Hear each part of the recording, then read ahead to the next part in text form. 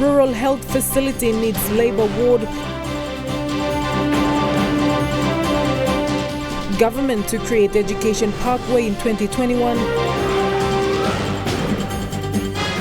And locals take over logging operation in Abau. This is National EMTV News with Shamaine Poriambe. Good evening and thanks for joining us for National EMTV News.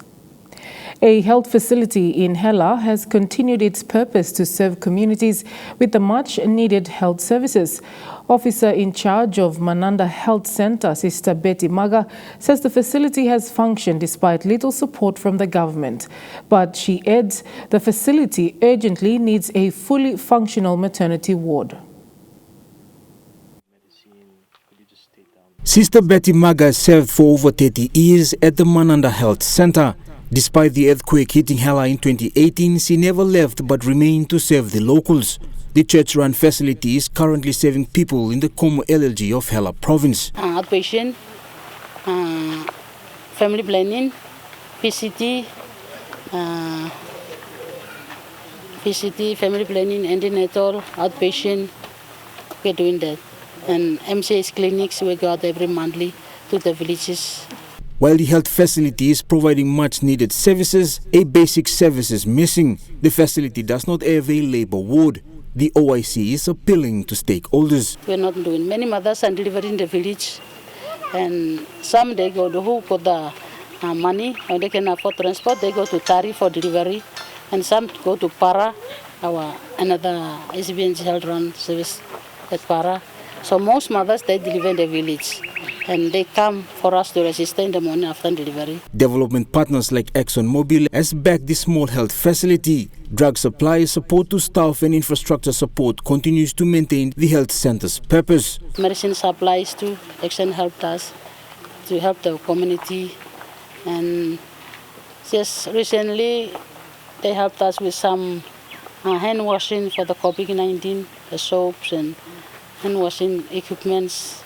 So ExxonMobil helped us, a great help to our health sub-center since government hasn't looked into our situation. The Mananda Health Center was first established in 1962 by pioneer missionaries. It now serves over 15,000 people.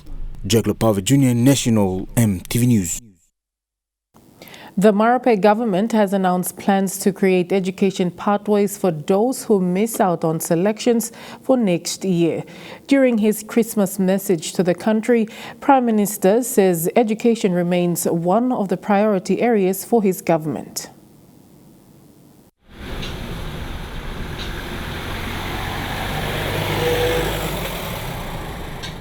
The 2020 academic year has been one of the most challenging for students in Papua New Guinea. Having to cope with the COVID-19 pandemic, hundreds of hours of lesson time were suspended due to COVID-19 restrictions. Some schools had to suspend more weeks of classes due to reported cases of COVID-19 in their schools.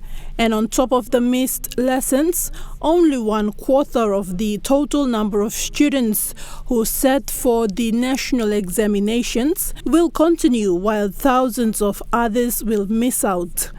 Education, me play talk education, me like giving belly in how long you play this like Christmas. Uside or picking nibly me, you finish in school, now you no got space look grade 9, or you finish in grade 10, and no got space look grade 11, or you finish in grade 12, now no got place long. Universities and colleges, may like appeal you as you haram this lo talk.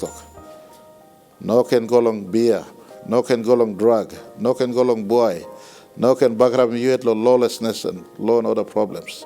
Remain focused. Next year, Bible roll him out in a big way, flexible, open, distant education. In announcing ways forward for those who already missed out for the 2021 academic year, Prime Minister Marape says second chance education is the way forward. You know got space long formal classroom setting, you still got second chance education through flexible open distant education where grade 9 by people like give him out, grade 10 by people like give him out, grade 11, 12, as well as the TVET sector where we work in a big way, teach him all picking him limi, long holim savol, holim carpet, holim hammer, holim tools, or work long SME. These are programs that we want to embark on in a big way. This will be coordinated through the flexible open distance education and TVET programs for those at the tertiary level. In 2021, at least 19,000 grade 12 students will not have a chance to further their education at universities or colleges throughout the country. However, it is the aim of the Marape-led government to try to create education pathways for the thousands of students who have missed out. Stakla Gunga, National EMTV News. Teachers occupying 2 or more teaching positions will be fixed before the 2021 academic year commences. This is according to the new Education Minister, Jimmy Uguro.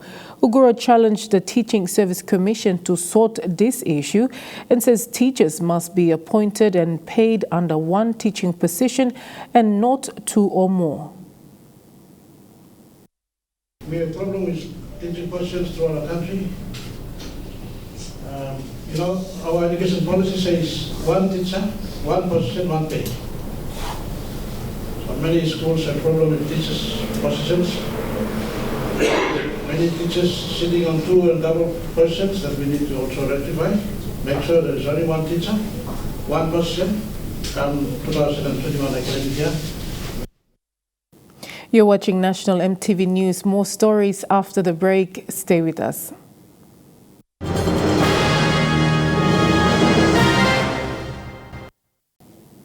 Welcome back to the news.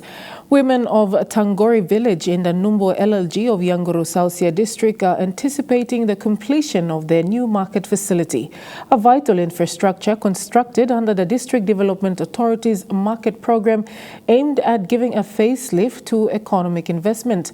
Located along the Sipik Highway, it is part of the DDA's strive to increase household income for local vendors.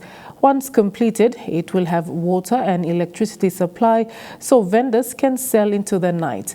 The official opening for the completed Tangori market is scheduled for early 2021. Police in Northern Province have been faced with manpower issues with no better facilities, which has affected policing in the province for many years. Oro Governor Gary Jufa has highlighted better policing initiatives for the province to address these challenges and combat law and order issues.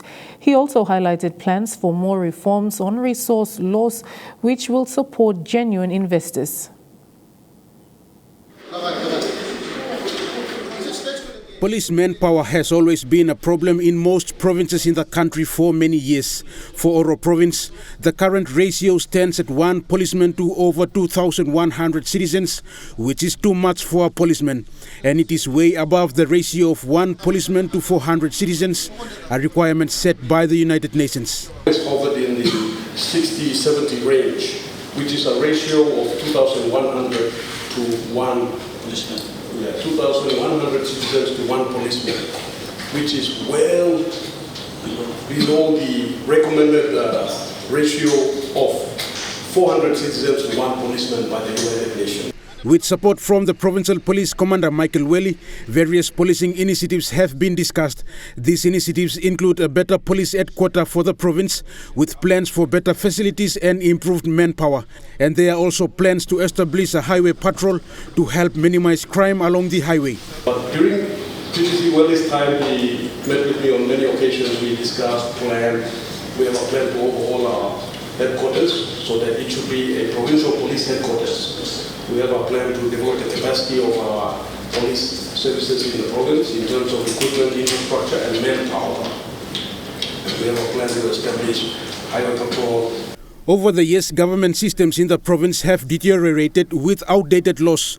This has deterred genuine investors from investing in the country. Governor Jufa further highlighted plans for reforms to resource laws to attract genuine investors. He says investors coming into the province must comply with existing laws. We are not against investment.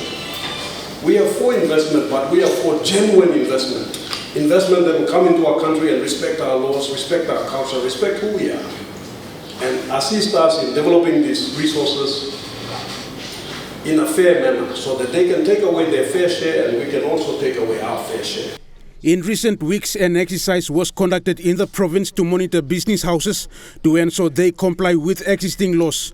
This comes with support from various government agencies, including Immigration's Road Traffic Authority and Transport Department. This exercise also aims to identify loopholes within the government systems that will pave way for reforms in the public sector. And this will be a pilot project that will be rolled out in other provinces as well. We must clean up our act, tighten our loopholes, and fix our systems so that our screening mechanisms are more effective. And we let genuine investors come in. There are genuine investors who want to come, want to build this country, and some are already here. They need to be protected. They need to be given the services that they deserve so that they can serve us, work with us, partner with us, and build our country and our economy. Rayon Lakingu, National MTV News. Locally owned Kikori Forest Management Limited has taken over logging operations in Abau from an Asian-owned company. A memorandum of agreement was signed yesterday between the contractor and the landowners. The Malaysian-owned Kinmas Investments Limited logging company has been operating in the Abau district for a decade or more. The MOA signing yesterday at a local village near Upulima government station where a huge rubber plantation exists signified a change in the contract of the logging operation in the Lako, Imila and Kupiano areas of the Abau district and also extends to part of Rigo district. But the landowners and affected communities in the area hope that this will also bring better benefits for them, as they say basic services are still lacking greatly despite of the resource project operating in the area over the past years. The change in the contractor for a logging project in the area is understood to be part of the Marape government's Take Back PNG policy, and company executive chairman Mark Sarong says it is time Papua New Guineans do things on their own and landowners must get the maximum benefits they deserve. We want to say thank you to those companies who have been here for the last 20 years, taught us how to become like this. And we learned from them. We now want to implement PNG take-back policy under Change Marape's government. Take back PNG. With that understanding, with that policy that Marape have introduced, take back PNG, we have now signed a deal to take back PNG and start doing business ourselves on our own land.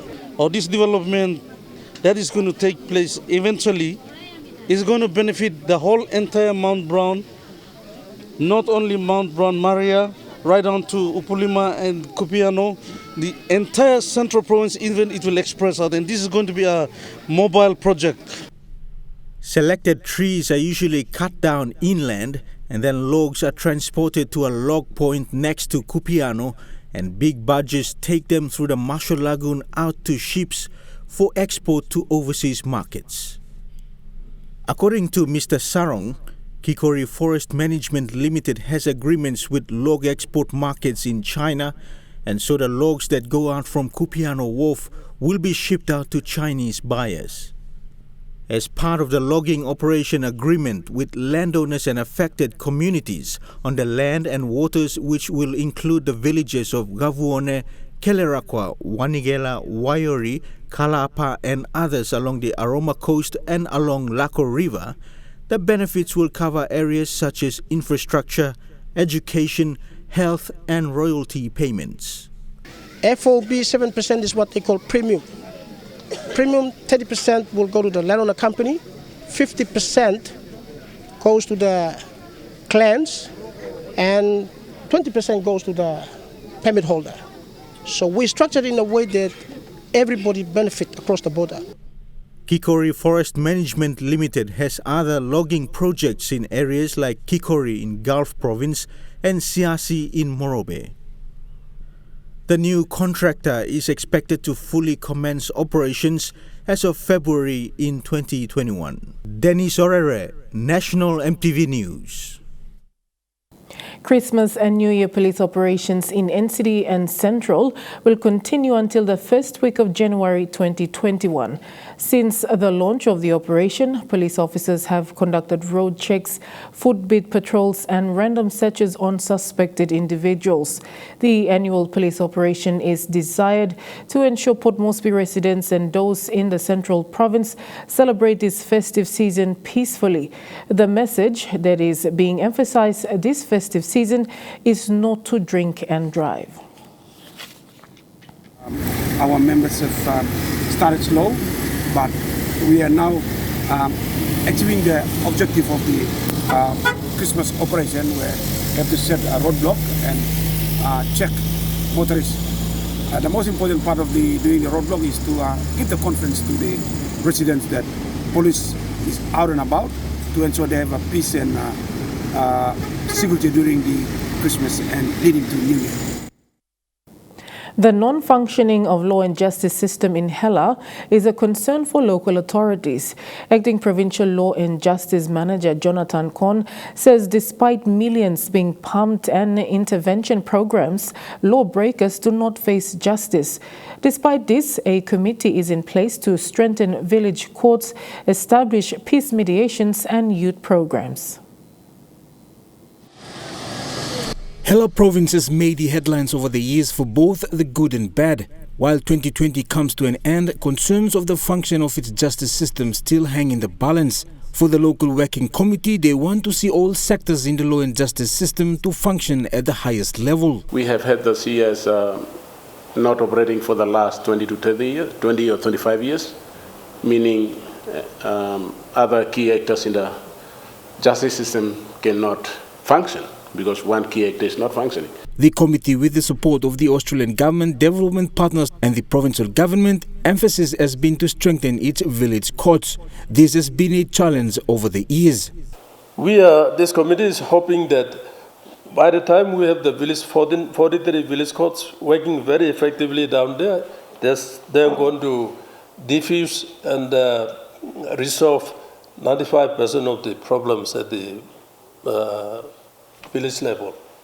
While 60% of village courts are working, Hela has one magistrate serving the province. The committee is also concerned as a backlog of cases remain. One magistrate is not enough. We are going to go back to chief magistrate and request for another one. Different intervention programs have been ongoing. The head of the Provincial Law and Justice believes better support to systems of government, backed by better capacity and timely funding, will see a robust justice system put in place for Hela province. We need collaboration, we need to cooperate, we need support and coordination and cooperation with all stakeholders, including the media team, to at least support us address our justice activities. Jack Lopave Jr., National EMTV News. When we return, we bring you stories making headlines overseas.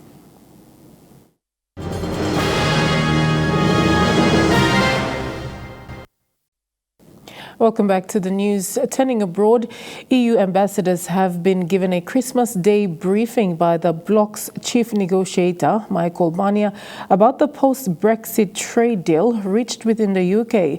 British MPs will vote on the deal in Parliament next week before the existing trade rules expire on the 31st of December. Glad tidings of great joy, because this is a deal. Some light reading. The post-Brexit deal agreed yesterday between Britain and the EU runs to more than 1,200 pages. This morning, the man who negotiated it for the EU side, Michel Barnier, briefed ambassadors of EU member states on its detail. What's the plans for today then? Mission accomplished. What's in that blue folder sets out how the EU and UK will trade and cooperate from the new year. To finally have something on paper is a success for both sides. The deal was done in the nick of time, with the UK already out of the EU and transition arrangements expiring within days. MPs and peers will have until Wednesday to digest the detail before being called back to Parliament for a debate. Good evening. There are unlikely to be any hold-ups in Westminster, though. Labour is set to back it. We will certainly be better off with this deal, and we have to make it work. No deal would have terrible consequences for our country, and the Labour Party could not enable that to happen. During the long months of negotiations, both sides seemed determined not to give ground. What's now on the table is a compromise, but those who campaigned for Brexit have broadly given the deal a thumbs up. If the contents are as described by the Prime Minister, then I think it is a very satisfactory outcome, and actually an extraordinarily good one, given the rather bum hand he had been dealt when he took over from Theresa May. Britain's new relationship with Brussels is now more defined. The deal will need time to play out in practice, but both sides will be relieved it was, against the odds, done. Thousands of West Australians and their families are hoping to be officially recognised this year for decades of unpaid work. A class action compensation case on behalf of First Nations people who weren't paid for what they were owed for working in various jobs is expected to be settled out of court this year. And a warning, this story contains images of people who have died. Wodjiri elder Len Merry looks back on his early days with fondness. Now 71, Mr Merry worked on pastoral stations across WA's Murchison region. But he's one of thousands of Indigenous West Australians still waiting to be properly paid for decades of hard work. Because we've done our hard work and a lot of work, you know, and it wasn't easy, but we loved it. But I'd like to see something back from it, you know. So were you one of those people then that had your wages retained? Yes. Yeah. We really work for nothing, really. Yeah. For decades, Aboriginal people were controlled by Protection Acts. It was these acts which allowed state and territory governments to hold their wages in trust. 93-year-old Gorang woman Maisie Weston can still remember asking for permission to spend some of the money she had earned working on farms. If you ran out of clothing, you had to write a letter and she'd send you more money to buy something with. Mrs Weston was sent to work at 16. Had to get up early and get the breakfast ready and did everything, you know. I was a strong kid, I think, at 16. I was able to do a lot of... I could work. Mrs Weston craved an education, but was denied access. First you take their people, you take their country, you take their children, you deprive them education, you know, and you got them beat. Lawyers leading a class action against the WA government are calling for compensation for thousands of people who had their wages withheld. A precedent has been set by the Queensland government, signing a $190 million settlement for wages not paid over 3 decades from 1939. Thousands of West Australians and their families are hoping they too will get something back for their unpaid work. I still can't work out why they worked us so hard. And you still can live now without doing that work, sort of work, what we did. It was very hard. The class action is expected to be settled out of court. Tasmania's fire service is trying to shake off stereotypes that firefighting is men's work. Women are a tiny fraction of the workforce, sitting below 5% for years. Those in the service say the once below key culture has changed.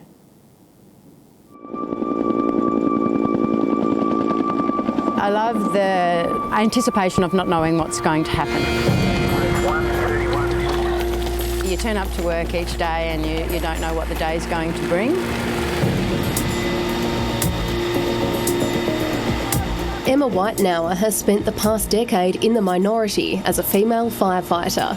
I was struggling with a piece of equipment when I first started, and an old firefighter who was, you know, on the job for many years came over and said, that's why females shouldn't be firefighters.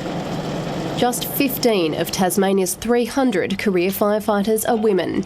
But Ms Whitenauer says she's seen the workplace culture change as more have signed up. And if there's anything that one of us can't do or even one of the men can't do, we all help each other out anyway. So it's really a team-based job.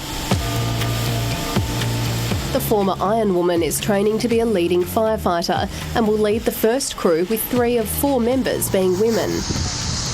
This sort of idea that it's a male thing to be a firefighter is sort of disappearing now when they see the women are equally as capable to be great firers as the men are. The Chief says one of the reasons numbers remain low is that very few women apply compared with men. The work is in front of us though, and all fire services across the nation have this challenge. So it's catch-up time from when it was really just male-dominated recruitment. And I think a lot of the women out there think that it is too physically difficult for them, but that's really not the case. At 24, Nikki Graham is Tasmania's youngest firefighter. I wanted a job that was fast-paced, physical, hands-on, rewarding.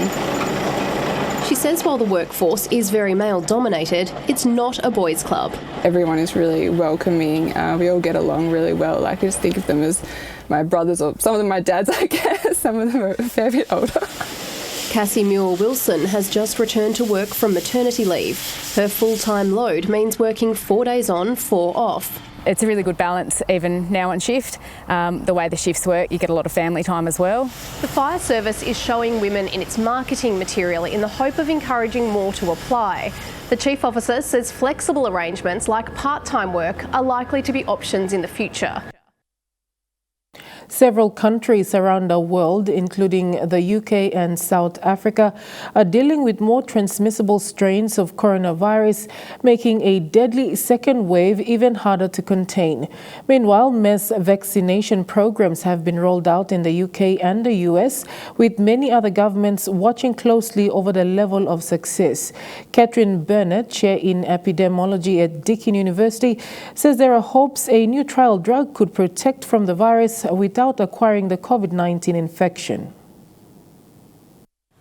To have a trial that really proves it works in the case of COVID, but this group, including AstraZeneca, also responsible for one of the vaccines now at trial phase and rollout phase almost, is also behind this one. So they're very optimistic, and the promise is, given that the vaccine actually takes time to get people to that immune level, we can't really use it after they've been exposed because it takes, a minimum of 2 weeks to build up some sort of reaction, and then it's only partial after the first dose. Whereas this one might start to act immediately and allow people exposed to actually not acquire the infection, let alone moderate illness if they do get infected. So let's hope it does work, because it'd be an important adjunct while we're still rolling out the vaccine. I think people saw the vaccine more as that, it might have a long-lasting immunity, and therefore that was the priority. But at the same time, they're talking about this one potentially covering people for 6 to 12 months as well.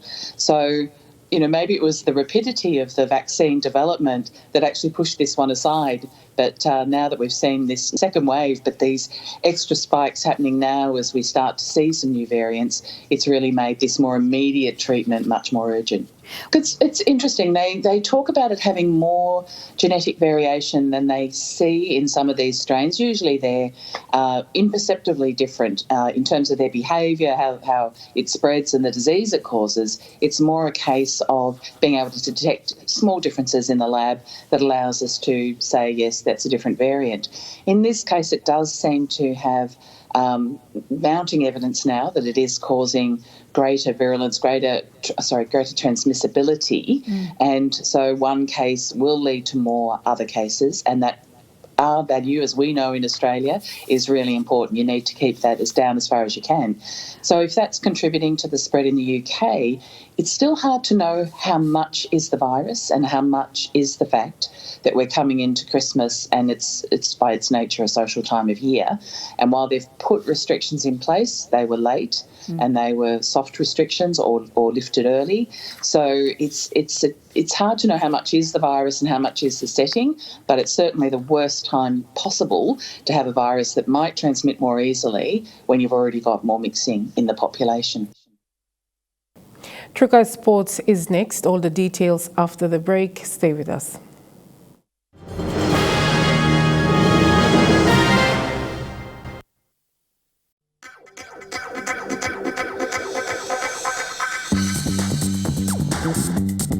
Trukai Sports.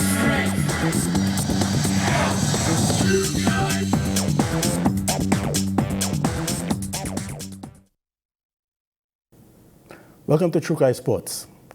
Kumul and SP Hunters veteran Watovo Pora Jr. is back in the country after spending 2019 playing for the Barrow Raiders in the Betfred Championship in England. And he's ready to put on the colours of the Hunters once again. If included, Pora Jr. will certainly be at the spearhead of the Hunters' attack. The SP PNG Hunters would greatly benefit from the inclusion of veteran Watovo Pora Jr. The crafty hooker is a foundation player of the Hunters in 2014, their inaugural season in the Queensland Cup. Pora Jr. would then go on to be part of the Intrust Super Cup title-winning team in 2017, cementing his place in PNG Rugby League history along with the other members in that team. After his stint in England, Pora was impressed with the standard and intensity of training under coach Matthew Church. Come back and see the standard of the Hunters, the coaches bring it up, so that's good. He's been a good coach. He talks about, he works on a little bit the basic of the boys. He sees that we PNG, we like the basic, the little things. So getting the little things right is going to help us next year. Pora encourages the new recruits in the train-on squad to pay attention to the little details of the game, stating that errors and good habits can be the difference between winning and losing. The little things right is the most important, like the little things in our game, and the most important is the attitude that we put in off the field and on the field, because off the field is going to show how you're going to perform in the field. So attitude is the biggest thing, and that's going to help us in our stay down there. We got good hookers like Stanley and Edwin, and I think the 6 again is going to help suit how we play, especially that Edwin, me, and Stanley. So that's a bonus for us as a team, and the coach is working around that area. So hopefully we go well there next year. Trukai Sports continues with more after the break. Stay with us. Trukai Sports. Welcome back to Trukai Sports. One of the greatest sporting fixtures across the Tasman too, the Boxing Day Test at the Melbourne Cricket Ground. India's off to a good start as they seek redemption after posting the lowest total in Test history in a series opener against Australia. A Boxing Day at the MCG like no other. Usually there'd be 80,000 fans, today restricted to 30,000 due to COVID-19. A poignant match and setting to honour the late cricketing great Dean Jones at his home ground. Australia opting to take full advantage of the new ball. Wonderful stroke from Wade. So too did Jasprit Bumrah. Noise, they like it, yes, and given, Bumrah breaks through. India's underdog status playing right into their hands. There's 2 men. With 2 crucial wickets in quick succession. Taken! Steve Smith out for naught. It's Ashwin again. Ashwin's got his man Steve Smith again. He knocked him over in Adelaide. The Aussies 3 down for 38. India not willing to embarrass themselves twice. And in Virat Kohli's absence, just a few balls later, replacement captain Ajinkya Rahane backed his bowler to go upstairs. Pitching outside off, impact in line. Wickets is missing. So you can stay with your original decision of not out. Marnus Labuschagne looking to settle in and find the boundaries. Firmly into the gap. A little bit of relief for Australia. Australia clawing their way to 3 for 65 right on lunch. Labuschagne and Head putting on a quality partnership until... Edged! Taken! And as far as debuts go, how about this from Mohammad Siraj? Can you believe it? Siraj gets his first Test wicket. He'll never forget the umpire's call 3 balls later either. How big a moment will that be in the Test match? No doubt Dean Jones would have had something to say about that one, as Test 2 well and truly heats up. It's one of the biggest days on the NBA calendar, a showpiece of the league's best teams as the Pelicans take on the Miami Heat. Christmas ball in America is so legendary, they had an actual legend ring it in. Come for the eggnog, stay for the ankle breakers. But the tally was where the Christmas spectacular ended. The jewel in the crown of American sport dulled as a spectre of COVID rang around empty stadiums. And our Christmas Day slate 2020 is underway. Unfortunately for the Pelicans, Duncan Robinson got underway posting a Christmas Day record. The most threes in a half on Christmas Day in NBA history. Adams scored and he got physical, while teammate Brandon Ingram did his best to cut the Heat's lead. But the defending Eastern Conference champions held on to post 111 to 98.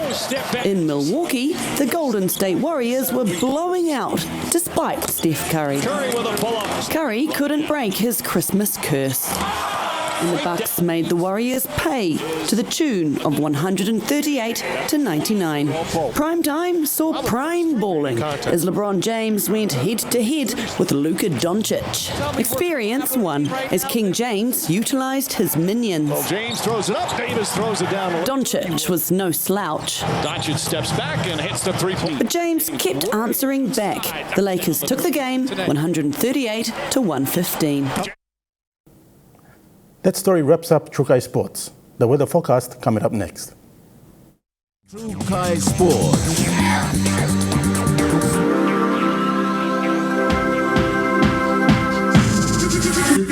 True Kai Sports. This weather update is proudly brought to you by MoniPlus. With you always.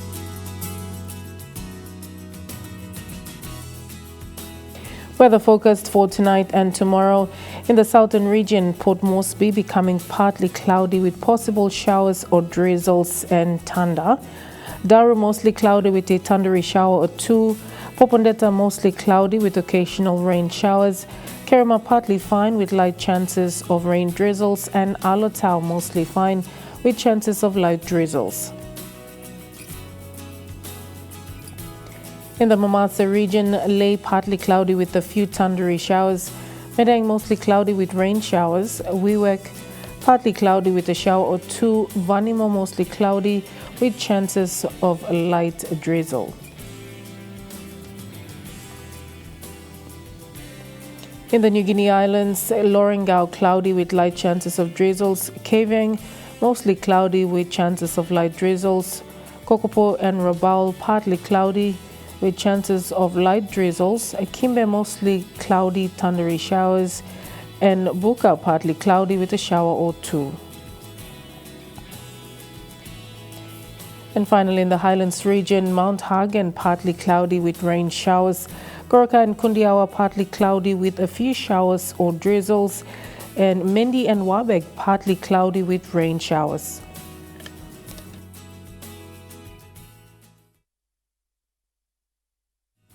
The weather update was proudly brought to you by MoniPlus. With you always. And that's the news, sports and weather for Saturday, 26th of December 2020. Pleasant viewing. Be safe. Bye for now.